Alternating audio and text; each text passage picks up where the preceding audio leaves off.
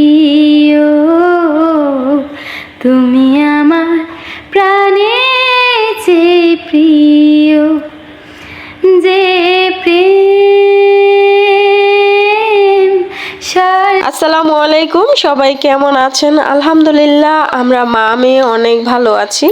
বাবার বাড়িতে চলে এসেছি শীতের সিজনে বেড়াতে। তো ভাবলাম একটু ঘোরাঘুরি করি বিকেলবেলা।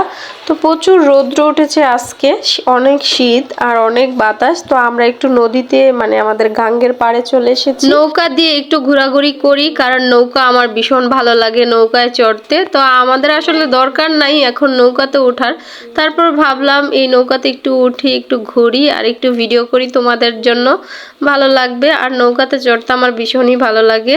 নদীর পাড়ি সারি সারি ভাবে নৌকাগুলো রেখে দিয়েছে জেলেরা, এগুলো দিয়ে তারা মাছ ধরে নদীতে।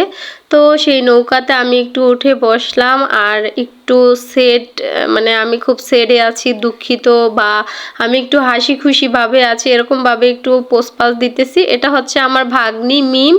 তো নৌকাতে চড়তে আমার ভীষণ ভালো লাগে। তোমরা কি জানো বন্ধুরা, আমি কিন্তু নৌকো বাইতে জানি, মানে নৌকা আমি চালাইতে পারি। নদী, নৌকা, প্রকৃতি, পানি, পাখি, পাহাড়, জঙ্গল সবকিছু আমার অনেক বেশি পছন্দের।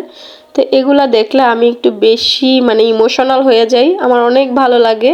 আর গ্রামের জীবন আমার ভীষণ ভালো লাগে, গ্রামীণ জীবন, কারণ আমি একটা গ্রামের সহজ সরল মেয়ে ছিলাম, এখনও আছি। তাই গ্রামের প্রকৃতি দেখলে আমার না একদম কেমন জানি খুব কাছ থেকে এগুলা মানে আঁকড়ে ধরে বাঁচতে ইচ্ছা করে। আমার মনে হয় যেন আমি নতুন করে জীবন পাই, মানে যখনই আমি বাড়িতে যাই আমার মনে হয় আমি নতুন জীবন পাই বা আমার জীবনটা আবার নতুন করে শুরু হচ্ছে। সত্যি কথা বলতে কি, মেয়ে মানুষের জীবনটা না কেমন জানি একটা অদ্ভুত রকমের জীবন আমার মনে হয়। বাবার বাড়িটাও না নিজের না, শ্বশুর বাড়িটাও নিজের না, মানে কোনটা যে নিজের বাড়ি সেটাই মেয়েরা আসলে জানে না।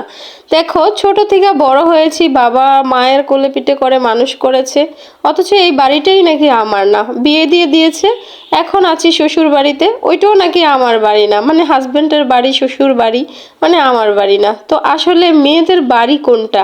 একদম কবর ছাড়া না মেয়েদের আসলে কোনো আসল বাড়ি নাই। এগুলো যখন না মনে পড়ে ভাই, এগুলা যখন আমি একটু ভাবি তখন কেমন জানি আমার একটু খারাপ লাগে, মানে আমি কেমন একটা ইমোশনাল হয়ে যাই।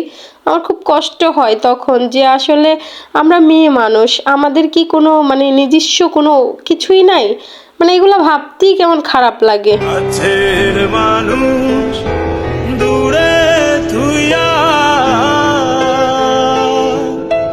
মরি আমি ধরফরাইয়া রে। পৃথিবীতে যেদিন প্রথম আল্লাহ তাআলা আমাকে পাঠিয়েছিল, সবার আগে আমি আমার মাকে দেখেছিলাম, আমার সবচেয়ে কাছের মানুষ আমার মা, আমার বাবা। তো এই কাছের মানুষগুলো থুয়ে আমি অনেক দূরে আছি, মানে হাজবেন্ডের কাছে থাকতে হয়, মাঝে মাঝে এগুলো ভাবলেই না খুব কষ্ট লাগে। কাছের মানুষগুলো আমি দূরে রাখা, পর মানুষকে আমি কাছে টেনে নিয়েছি। যাই হোক, আর কিছু বলতে চাই না, আমার খুব কষ্ট হচ্ছে এগুলো ভাবতে ভাবতে। তো সবাই ভালো থাকেন, আল্লাহ হাফেজ।